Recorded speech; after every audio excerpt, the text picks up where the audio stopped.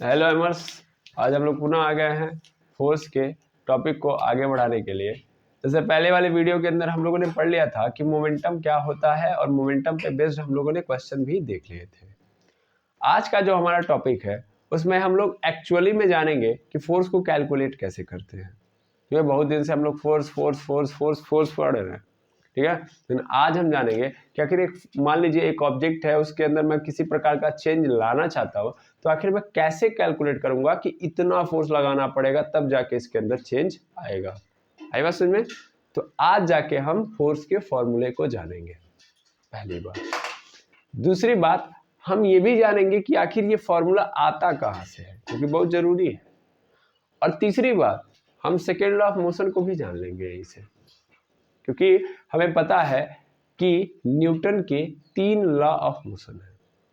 First, second, third में जो first law of motion है that is qualitative definition of force, जो क्या बताता है, फोर्स की क्वालिटी को बताता है, ठीक है ना, कि फोर्स किस प्रकार का है यहाँ पे, ठीक है ना, कौन सा फोर्स यहाँ पे लगा है, इसके बारे में इंट्रोड्यूस करा रहा होता है, या उसको लॉ ऑफ इनर्शिया के नाम से जानते हैं। लेकिन सेकेंड लॉ ऑफ मोशन, जिसको हम लोग बोलते हैं क्वांटिटेटिव डेफिनेशन ऑफ फोर्स, यानी ये क्या बताता है, फोर्स की क्वांटिटी को बताता है कि कितना फोर्स आया है, ठीक है। यानी एक बॉडी के अंदर अगर मैं कोई चेंज लाना चाहता हूं थ्रू द फोर्स, भाई फोर्स के थ्रू ही बॉडी के स्टेटस में क्या आएगा, चेंज, यानी बॉडी के स्टेट के अंदर चेंज फोर्स के कारण ही आएगा। तो कितना फोर्स मैं लेके आऊंगा तो एक बॉडी के अंदर चेंज आएगा। जैसे सिंपल मैं बात करूं तो मान लीजिए एक बॉक्स यहाँ पे रखा है जिसका मास मान लेता हूं कि 5 kg है। इस बॉक्स को मैं क्या चाह रहा हूं, ये बॉक्स इस पोजीशन से यहाँ पे आ जाए, यानी इस पोजीशन से यहाँ पे आ जाए। तो मुझे कितना फोर्स लगाना पड़ेगा ताकि मैं इस ब्लॉक को यहाँ से उठा के यहाँ पे रख पाऊँ, ठीक है। इसके बारे में हम लोग आज के वीडियो में समझेंगे कि कैसे हम फोर्स को कैलकुलेट करते हैं, ठीक है। तो एक्चुअल में अगर आप बात करोगे तो आज हम पढ़ने ही जा रहे हैं किसको, आज हम पढ़ने जा रहे हैं second law of motion. Second law of motion,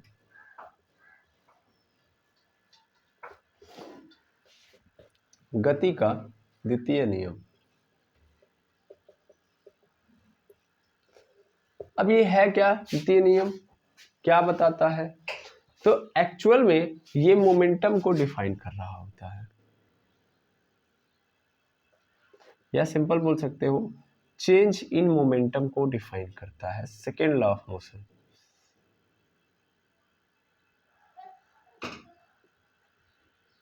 change in momentum यानी संवेग में परिवर्तन, संवेग में परिवर्तन को डिफाइन करने के लिए आया है कौन, second law of motion. Sir क्या बात कर रहे हो? हाँ, ये सेकेंड लॉ ऑफ मोशन मैं पुनः आपको समझा दे रहा हूँ। Second law of motion actual में किसको डिफाइन कर रहा होता है, तो मोमेंटम के अंदर जो चेंजेस आते हैं उनको डिफाइन करने के लिए बना है, ठीक है। यहाँ पे जब हम फोर्स कैलकुलेट करते हैं तो सेकेंड इक्वेशन ऑफ मोशन, यहाँ पे बहुत इंपॉर्टेंट टर्म है कि second equation of motion directly force की बात नहीं करता है, वो इनडायरेक्टली फोर्स तक पहुंचता है। Directly second law of motion के अंदर कहीं नहीं बात किया गया फोर्स को के बारे में, वो एक्चुअल में किसके बारे में बात कर रहा होता है, चेंज इन मोमेंटम, यानी मोमेंटम के या संवेग के परिवर्तन के, ठीक है। यहां से फोर्स हम लोग लेके आते हैं। तो याद रखेंगे कि कहीं भी किसी भी लॉ के अंदर, तीनों लॉ के अंदर कहीं भी फोर्स को डिफाइन करने के लिए डायरेक्ट यूज नहीं किया गया है, यानी फोर्स की क्वांटिटी सेकेंड वाला जो नियम है वो डायरेक्ट नहीं बताता है, एक्चुअल में वो इनडायरेक्टली आता है फोर्स, ठीक है। तो चलिए समझते हैं समस्या क्या थी और कैसे सोल्यूशन दिया गया। एक्चुअल में ये देखा जा रहा था कि मान लीजिए एक बॉडी है जिसका मास m है, जिसका मास क्या है, m है, वो u वेलोसिटी से चल रही है। कितनी वेलोसिटी से, u वेलोसिटी से चल रही है। t टाइम बाद, भाई t टाइम बाद मतलब कुछ समय लेती है। तब फिर इस बॉडी को जब ऑब्जर्व किया जा रहा है, मतलब पहले हमने ऑब्जर्व किया तो ये m मास का ऑब्जेक्ट u स्पीड से चल रहा है, लेकिन आफ्टर t सेकेंड, मान लेता हूं आफ्टर t सेकेंड, इस मास को देखा जिसका मास पहले कितना था m, अभी भी m है, अब ये कितने से चलने लगा भाई, v से चलने लगा, है कि नहीं है। पहले किस स्पीड से चला था, u से, अब कितने से चलने लगा, v से चलने लगा। तो हम अगर ध्यान से देखें तो आपको भी पता है कि अगर एक ऑब्जेक्ट है जिसके पास मास है और वेलोसिटी है, इसका मतलब उसके पास क्या है भैया, मोमेंटम है। क्योंकि मोमेंटम क्या होता है, मोमेंटम ये बताता है कि एक ऑब्जेक्ट के पास कितना मोशन है, ठीक है ना, यानी एक ऑब्जेक्ट के पास कितना मोशन है। तो यह मोमेंटम बताएगा कि नहीं बताएगा, बिल्कुल बताएगा। तो अगर मैं यहाँ पे बात करूं तो शुरुआत में अगर मैं देखूं तो इस m मास के ऑब्जेक्ट के पास मोमेंटम होगा, क्या वही मोमेंटम के साथ यहाँ भी चल रहा होगा, नहीं। हमने पढ़ा है sir momentum is equal to directly proportional to mass और momentum is directly proportional to v, मतलब वेलोसिटी या स्पीड। तो अगर मास बढ़ाऊंगा तो फिर मोमेंटम क्या होगा, बढ़ेगा, और वेलोसिटी में चेंज लाऊंगा तो उसी तरीके से मोमेंटम में भी क्या होगा, चेंज, बढ़ाऊंगा तो बढ़ेगा, घटाऊंगा तो घटेगा। अब मेरी बात ध्यान से सुनिएगा, यहाँ पे स्पीड में क्या आया है, चेंज आया कि नहीं आया है, भले मास में चेंज नहीं आया है लेकिन क्या आया है स्पीड में चेंज। तो अगर स्पीड में चेंज लाऊंगा तो मोमेंटम में भी क्या आएगा, चेंज आएगा। अब मैं अगर यहाँ पे बात करूं तो यहाँ पे मैं बात करूंगा तो पी आई सपोज कर ले रहा हूँ, इनिशियल मोमेंट अगर देखूं तो शुरुआत में, क्योंकि शुरुआत में मैंने बात की थी ना कि शुरुआत में बॉडी का मास m है और वेलोसिटी u है। तो शुरुआत में मोमेंटम में भी देखूंगा तो पी आई लिखूंगा कि नहीं लिखूंगा, आई मतलब इनिशियल, इनिशियल का मतलब प्रारंभिक। तो पी आई क्या होगा सर, वो हो जाएगा mu, हो जा रहा है या ना। और फिर ध्यान से देखोगे तो यहाँ पे तो ये बाद के लिए हम लोग क्या यूज करते हैं, फाइनल, यानी बाद में कितना हो जा रहा है तो उसके लिए क्या यूज करते हैं, फाइनल। तो इसलिए मैंने मोमेंटम के जगह पे यहाँ पे क्या, मोमेंटम के साथ क्या लिख दिया है, एफ, यानी फाइनल मोमेंटम। वो कितना हो जा रहा है भाई, तो यम भी हो जा रहा है, हो रहा है कि नहीं हो रहा है, यानी शुरुआत में मोमेंटम इतना है, बाद में मोमेंटम इतना है, ठीक है। हम देखिए मोमेंटम के अंदर चेंज कितना आया, अगर मैं यहाँ पे बात करूं change in momentum, change in momentum, change in momentum. तो अगर मैं चेंज इन मोमेंटम निकालूंगा तो चेंज के लिए हम लोग क्या यूज करते हैं, डेल्टा, यानी डेल्टा पी। और ये डेल्टा पी किसके बराबर होगा, तो सर बाद वाले में से पहले वाले को घटाएंगे तब जाके हमको चेंज पता चलेगा। भाई एक ऑब्जेक्ट की स्पीड पहले कितनी थी 30, बाद में कितनी हो गई 50, कितना चेंज आया है 20 का आया, कैसे पता चला, बाद वाले में से पहले वाले को घटा दिया, ठीक है, बाद वाले में से पहले वाले को घटा दिया तभी तो पता चला चेंज का, है या ना। चेंज के लिए हम लोग कौन सा शब्द कौन सा टर्मिनोलॉजी यूज करते हैं सर, सिंबल डेल्टा का, ये डेल्टा है, ठीक है ना, ये बता रहा होता है चेंज के बारे में। तो हमको ये पता चल गया कि मोमेंटम के अंदर चेंज कितना आया। लेकिन एक मिनट सर, ये मोमेंटम के अंदर चेंज टाइम के रिस्पेक्ट में देखोगे तब समझ में आएगा। ऐसा भी हो सकता है कि ये 10 मिनट के अंदर भी चेंज आया हो, और ऐसा भी हो सकता है कि 20 मिनट के अंदर भी चेंज आया हो। पहली बात, ऐसा हो सकता है कि 1 घंटे बाद भी चेंज आया हो, तो मोमेंटम के अंदर चेंज तो बराबर आएगा, मतलब नहीं समझे सर। मान लो फिलहाल में अगर इस ब्लॉक की स्पीड 20 थी और यहाँ पे फिर कितनी हो जा रही है 30, तो सपोज करो 20 से 30 होने में, 20 से 30 होने में 10 मिनट लग रहा है, या 20 से 40 होने में क्या हो रहा है, सॉरी 20 से 30 होने में 40 मिनट लग रहा है, 20 से 30 होने में 1 घंटा लग रहा है। तो मोमेंटम के अंदर तो चेंज इक्वल होगा, लेकिन टाइम के रिस्पेक्ट में देखोगे तब ना पता चलेगा कि किस तरीके से हो रहा है, टाइम यहाँ पे डिफाइन करना पड़ेगा। सर बिल्कुल नहीं समझ में आ रहा है यार। एक बात बताओ, एक पर्सन है 40 किलोमीटर चला, ठीक है, 40 किलोमीटर डिस्टेंस ट्रेवल किया, दूसरा पर्सन है वो भी 40 किलोमीटर डिस्टेंस ट्रेवल किया, तो दोनों में कोई अंतर है, नजर आ रहा है, बिल्कुल नहीं। लेकिन मैं उसके अंदर टाइम लेके आ रहा हूँ। अभी देखना टाइम लेके आने से क्या होगा। टाइम जब मैं लेके आऊंगा तो जैसे एक पर्सन है जो 40 किलोमीटर तय किया जब, तो उसने कितना समय लिया, उसने लिया है मात्र 1 घंटे, यानी 40 मीटर ट्रेवल करने के लिए उसने कितना समय लिया है, 1 घंटे। लेकिन दूसरा वाला जो पर्सन है वो 40 किलोमीटर ट्रेवल करने के लिए वो 2 घंटे ले रहा है। अब यहाँ पे डिफरेंस नजर आया, बिल्कुल सर, ये स्लो चल रहा है और ये क्या चल रहा है, फास्ट। तो टाइम को हमारे लिए मजबूरी भी है लेके आना, क्योंकि हम फिजिकल क्वांटिटी को तब डिटेल एनालिसिस नहीं कर सकते। तब हर मोमेंटम को हम ये बोल सकते हैं कि भैया अगर चेंज 1 घंटा में आ रहा है, 2 घंटा में आ रहा है, 4 घंटा में आ रहा है, तो सबका मोमेंटम के अंदर चेंज तो बराबर है ना। हमको टाइम के रिस्पेक्ट में लेना पड़ेगा, नहीं लेना पड़ेगा, टाइम के रिस्पेक्ट में लेके आओगे तभी आप ऑब्जर्व कर पाओगे कि एक्चुअल में कितना चेंज पर यूनिट टाइम में हो रहा है, एक्चुअल में कितना कितना चेंज पर यूनिट टाइम के अंदर हो रहा है। यूनिट टाइम मतलब यूनिट सेकेंड, यानी 1 सेकेंड के अंदर कितना चेंज हो रहा है। तो वो हम डिफाइन कर सकते हैं, क्योंकि मान लो ऐसे ही सिमिलर दो बॉडीज और दे दें और फिर वहां पे भी सेम क्राइटेरिया है लेकिन टाइम अलग है, तो फिर हम ये बता सकते हैं कि यहाँ का जो चेंज है वो फास्ट है और वहां का स्लो है। लेकिन एक सेकेंड, इसको भी मैं पॉज करके एक बात और बताऊं आपको। तो एक बात बताओ कि इसकी वेलोसिटी पहले u थी, अब कितनी हो गई v। भाई क्या आया है यहाँ पे, स्पीड में चेंज। और स्पीड में चेंज कैसे आ सकता है सर, फोर्स जब आएगा तब। हमने क्या पढ़ा है, हमने पढ़ा है कि फोर्स कितने तरीके का चेंज लेके आता है। फोर्स 5 तरीके का चेंज लेके आता है। रेस्ट को किसमें कन्वर्ट कर देगा, स्पीड में, है ना, मतलब वही चीज, यानी मोशन में। मोशन में ऑब्जेक्ट है तो किसमें कन्वर्ट कर देगा, रेस्ट में, रेस्ट में कर देगा। फिर स्पीड में भी चेंज लेके आएगा। स्पीड में कैसा चेंज लेके आएगा, फास्ट है तो क्या कर देगा, स्लो, क्या कर देगा, स्लो। और स्लो है तो फास्ट, हो गया, स्लो है तो फास्ट। फिर डायरेक्शन में चेंज लेके आता है, क्या लेके आता है, डायरेक्शन में। फिर शेप में। अब बताओ तो यहाँ पे क्या हो रहा है सर, यहाँ पे एक्चुअल में ऑब्जेक्ट के अंदर स्पीड में चेंज आ रहा है। हो सकता है बॉडी स्लो हो, उसको फास्ट किया हो गया हो, या हो सकता है बॉडी फास्ट हो, उसको स्लो किया गया हो। क्योंकि यहाँ पर रेस्ट और मोशन वाला केस नहीं है, रेस्ट होता तो मोमेंटम नहीं होता, है ना।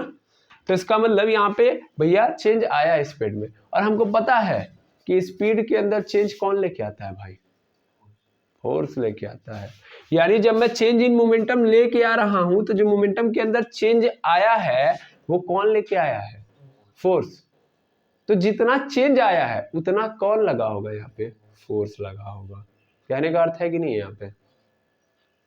लेकिन याद रखना है, क्या याद रखना है कि यहाँ पे एक टर्मिनोलॉजी हो गई कि भैया यहाँ पे आने वाला है फोर्स, ये तो हमको पता चल रहा है क्योंकि बिना फोर्स के यहाँ पे चेंज नहीं आएगा। अब मैं ये भी बात जानता हूं कि अगर मैं प्रैक्टिकली समझूं तो मैं जितना ज्यादा फोर्स लगाऊंगा उतना ज्यादा क्या आएगा, उतना ज्यादा चेंज आएगा। ये दो बातें क्लियर हो रही हैं। जितना ज्यादा फोर्स लगाऊंगा उतना ज्यादा चेंज, यानी change is directly proportional to force. जितना चेंज उतना फोर्स, जितना चेंज उतना फोर्स। कम चेंज कम फोर्स, ज्यादा चेंज ज्यादा फोर्स। क्लियर हो रही है बातें, हाँ या ना। यानी यहाँ पे अगर मैं चेंज देख रहा हूं मोमेंटम के अंदर तो इसका कारण क्या होगा, फोर्स। यानी ये चेंज आ रहा है तो इसका कारण क्या है, फोर्स। इसका मतलब change in momentum is equal to force. जितना ज्यादा चेंज मोमेंटम के अंदर उतना ही फोर्स। लेकिन लेकिन लेकिन लेकिन समझना है मेरी बात को। मैंने इसीलिए बोला ना कि यहाँ पे टाइम लाना पड़ेगा। क्यों टाइम लाना पड़ेगा इसको समझिए।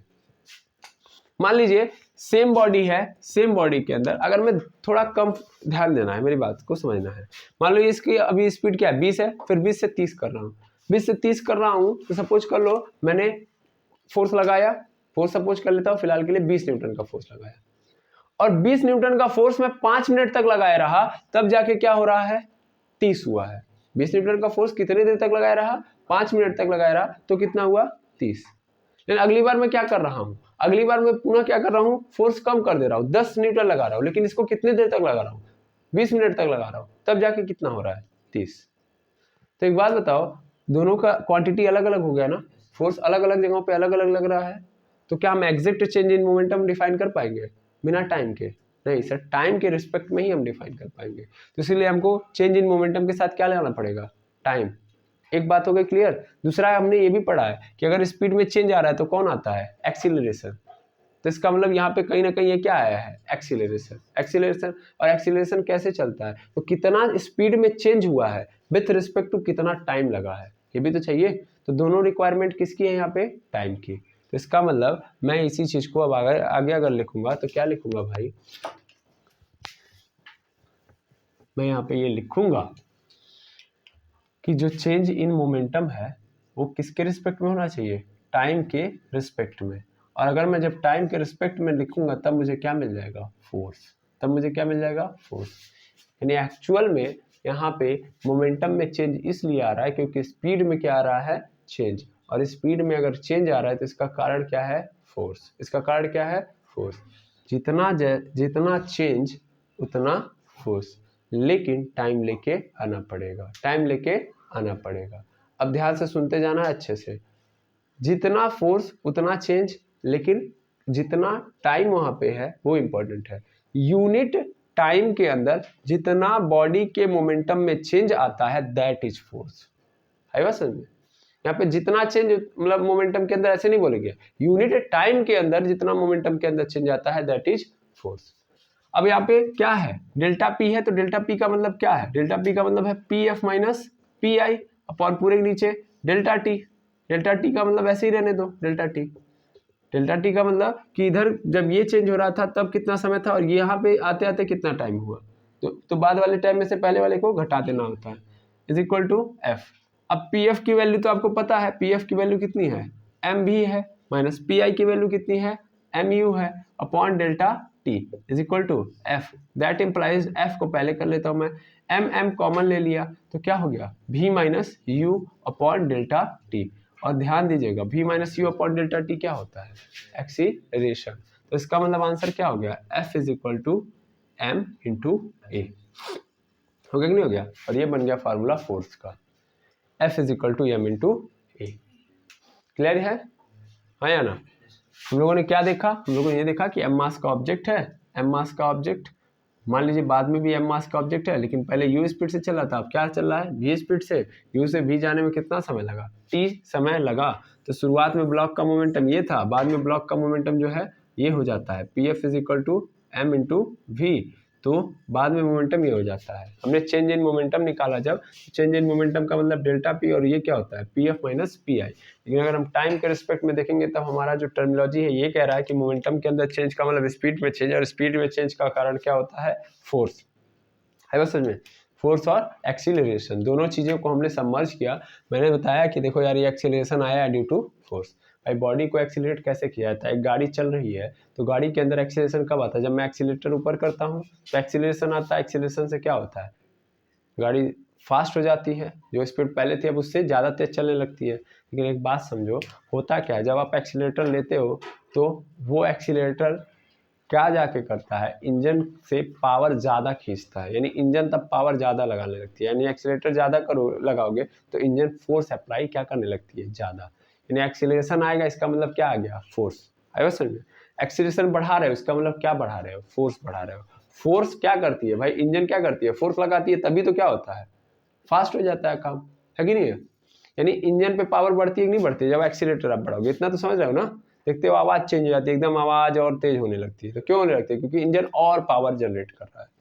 आया समझ में, क्लियर है? हाँ, तो याद रखेंगे एक्सीलरेशन आया है क्योंकि फोर्स आया है, ठीक है? तो फोर्स इज इक्वल टू क्या आ गया हमारे पास, एम इंटू ए। क्लियर है, बिल्कुल। तो चलो इसको सबसे पहले आप क्या कर लो, नोट कर लो। तो एक्चुअल में हम लोगों ने क्या देख लिया, एक्चुअल में देख लिया कि F बराबर m इंटू ए मिल गया है। F मतलब बल, बल बराबर m का मतलब होता है द्रव्यमान और गुणे a का मतलब त्वरण, ठीक है? अच्छा, ध्यान देंगे ये बात। दूसरी बात, इंग्लिश में इसको और अच्छे से लिख दो तो the force is equal to mass into acceleration. मेरे अनुसार ये इतना इंपॉर्टेंट है क्योंकि पूरी फिजिक्स के अंदर इसका यूज होना है। तो F बराबर m में आपको एकदम अच्छे से याद करना पड़ेगा, ठीक है? पूरे फिजिक्स इससे चलती है भाई, फोर्स है ये, इसको इजी मत समझिएगा, ठीक है? अब इस फॉर्मूले से आपका जीवन चलने वाला है। अब इन दोनों क्वांटिटीज के अंदर मैं ये बात करूं तो जो F बराबर m में है भैया, ध्यान देना है, F बराबर m में आया कहाँ से है, तो एक्चुअल में ये F बराबर m में आया है जब मैंने F को बराबर किया था delta P upon delta T के, delta P upon delta T के, ठीक है? और ये delta P upon delta T से आया, यानी change in momentum with respect to change in time, है ना? यही क्या बना है आपका फोर्स। मैं यहाँ पे लिख देता हूँ, force is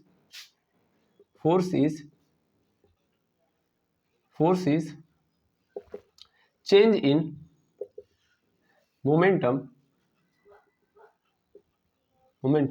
in unit time, ठीक है?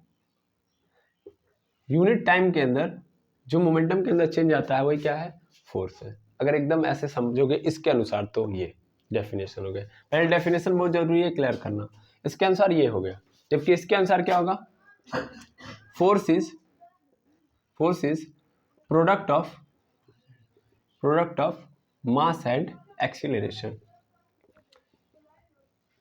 ठीक है? तो द्रव्यमान और त्वरण का गुणनफल क्या कहलाता है हमारा? फोर्स कहलाता है, बल कहलाता है। ठीक है, लेकिन आपको मैं एक और इंटरेस्टिंग फैक्ट बताऊं यहाँ पे, तो ये दोनों चीजें अलग अलग हैं। अगर देखोगे तो भले ये निकल के आई हैं इसी से, लेकिन यहाँ पे जो अर्थ होगा और यहाँ पे जो अर्थ होगा वो अलग अलग हो जाएगा।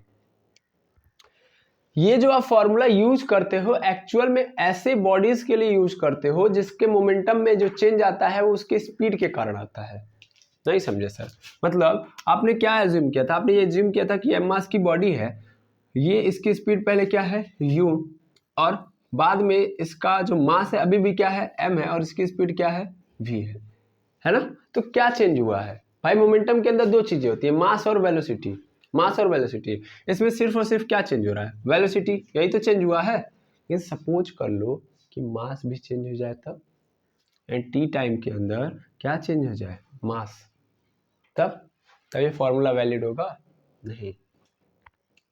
मैं समझा रहा हूँ, ध्यान दो। ये फॉर्मूला तब के लिए वैलिड है जब किसी बॉडी का मास टी टाइम के बाद भी क्या रहे? सेम रहे, मास चेंज ना हो तब। ठीक है, तब ये फॉर्मूला वैलिड है। अदरवाइज ऐसा कंडीशन आ गया कि जहां पे मान लेते हैं कि शुरुआत में बॉडी का मास m1 था और स्पीड u थी, टी टाइम बाद उस बॉडी का जो मास है वो क्या हो जा रहा है? m2 हो जा रहा है, यानी मास में क्या गया? चेंज, और स्पीड क्या हो गई? v। तब ये फॉर्मूला वैलिड नहीं है भाई। F is equal to m। मैं अब भी बता दे रहा हूँ क्योंकि बाद में आपको कंफ्यूजन नहीं होना चाहिए। अब आप कहेंगे sir mass is never change, mass तो कभी चेंज ही नहीं होता है बॉडी का, तो यहाँ पे कैसे आप कह दे रहे हैं कि मास चेंज हो रहा है? मास मतलब द्रव्यमान, द्रव्यमान मतलब एक बॉडी जितने पार्टिकल से मिलकर बनी है उनका ही भार, उन्हीं का वेट क्या कहलाता है? हमारा द्रव्यमान। द्रव्यमान एक्चुअल में जितने लोग समझ पा रहे होंगे ना, जो लोग ये जानते हैं कि मास कभी बदलता नहीं है, एक्चुअल में बदलता है भार।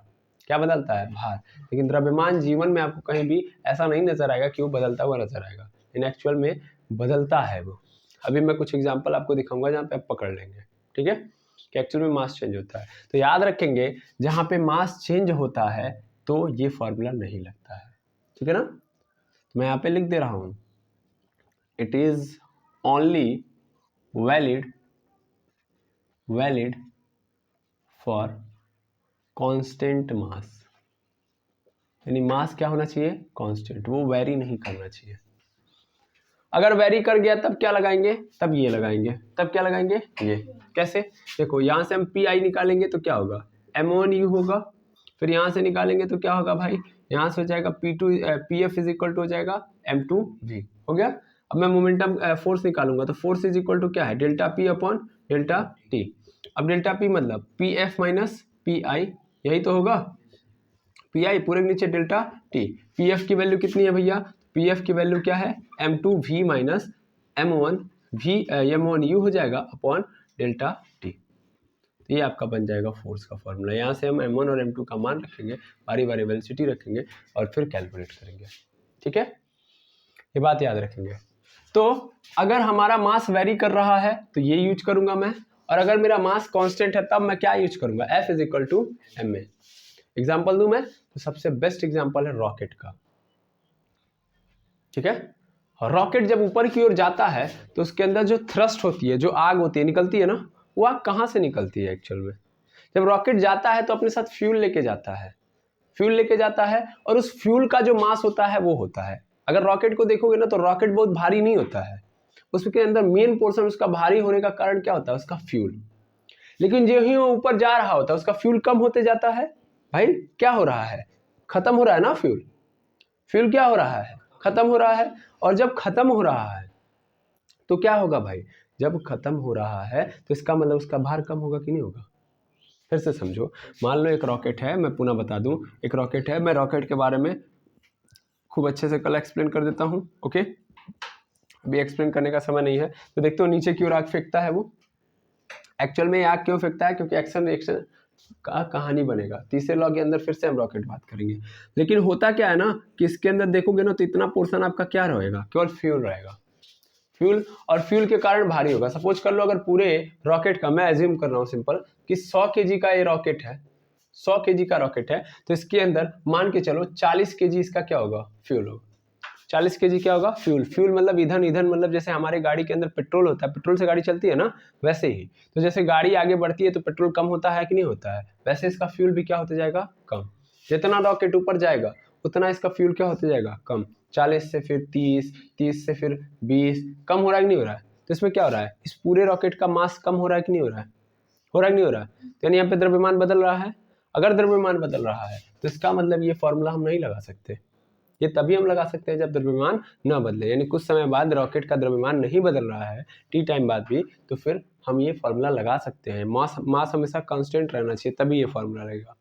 वैसे तो आप देखोगे हर जगह बताया जाता है, लगभग आपको जो नज़र आएगा, लगभग मैं बोल रहा हूँ 95% या 96% तक केसेस के अंदर आपको क्या नज़र आएगा कि मास चेंज नहीं होगा। आपको जो क्वेश्चन मिलेंगे उसके अंदर मास चेंज नहीं होगा, लेकिन 5% केसेस के अंदर आपको क्या करना पड़ेगा, ये लगाना पड़ेगा, ये वाला। क्यों? क्योंकि वहाँ पे आपको ऐसे क्वेश्चन दे देगा जहाँ पे मास चेंज होगा। ठीक है, ये बात याद रखिएगा। ये आपका 95% वैलिडेशन है, इसीलिए हम लोग इसका यूज करते हैं। क्लियर है? बाकी इसका हम जहाँ चाहे यूज कर सकते हैं। जब मास चेंज होगा तभी लगाएंगे, नहीं तो फिर यही मेरे लिए ब्रह्मास्त्र है। कैसे हो रहा है समझ में आ गया? ऐसे फिर आइंस्टाइन की थ्योरी भी थी कि जैसे आपकी अगर वेलोसिटी अगर आप लाइट की स्पीड से दौड़ेंगे तो एक्चुअल में जो आपका मास होता है वो एनर्जी के रूप में चेंज हो जाएगा, यानी आपकी मास के अंदर क्या आ जाएगा, चेंज आ जाएगा। ठीक है, तो वहाँ वाला भी फार्मूला हम कल पढ़ लेंगे, या मैं यहीं पे लिख दे रहा हूँ, लेकिन कल समझाऊंगा मैं इसको। m is equal to M not होता है upon 1 minus B square upon C square, जहाँ पे सी स्क्वायर क्या है आपका, तो सी स्क्वायर है आपका, मिनट दिख रहा है ना नीचे, हाँ ठीक है, सी स्क्वायर आपका स्पीड ऑफ लाइट है और भी मतलब आपकी वेलोसिटी है। ठीक है, तो इस फॉर्मूले से हम लोग निकालते हैं कि कितना मास के अंदर चेंज आया, इसको हम कल समझेंगे। ठीक है, तो आई होप आपको अभी फोर्स के बारे में मतलब जानकारी प्राप्त हो गई होगी। फिर हम नेक्स्ट वीडियो के अंदर और अच्छे से इसके एक्सप्लेनेशन को देखेंगे। तो नेक्स्ट वीडियो जरूर देखिएगा, जहाँ से आपका और भी कॉन्सेप्ट क्लियर हो जाएगा। तो मिलते हैं नेक्स्ट वीडियो के अंदर। Thank you very much, एमर्स।